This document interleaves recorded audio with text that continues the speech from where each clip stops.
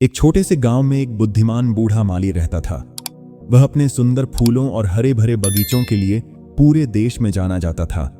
एक दिन एक छोटा लड़का माली के पास गया और उससे सुंदर फूल उगाने के बारे में सलाह मांगी। माली मुस्कुराया और कहा, यह सब बीज से शुरू होता है। उसने अपनी जेब से हाथ डाला और 2 बीज निकाले। ये 2 बीज हैं, उसने कहा।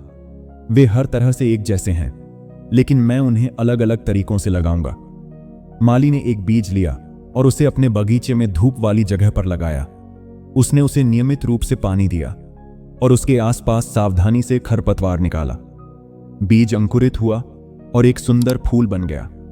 दूसरा बीज माली ने अपने बगीचे के एक अंधेरे कोने में लगाया। उसने उसे मुश्किल से पानी दिया और उसने उसके आसपास कभी खरपतवार नहीं निकाली। बीज अंकुरित नहीं हुआ। लड़का हैरान था। एक बीज क्यों उगाया और दूसरा क्यों नहीं? उसने पूछा। माली ने उत्तर दिया, यह सकारात्मक सोच की शक्ति के कारण है।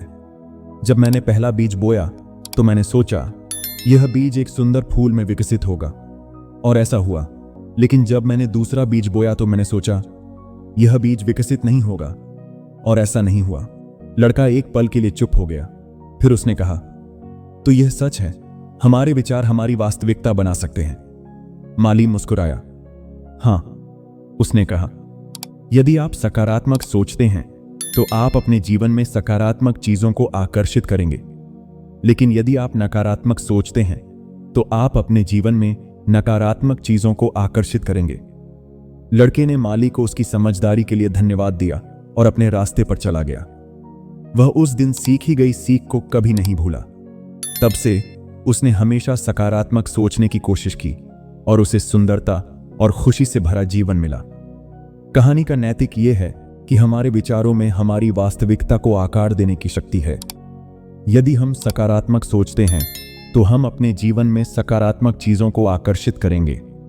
लेकिन अगर हम नकारात्मक सोचते हैं तो हम अपने जीवन में नकारात्मक चीजों को आकर्षित करेंगे। धन्यवाद।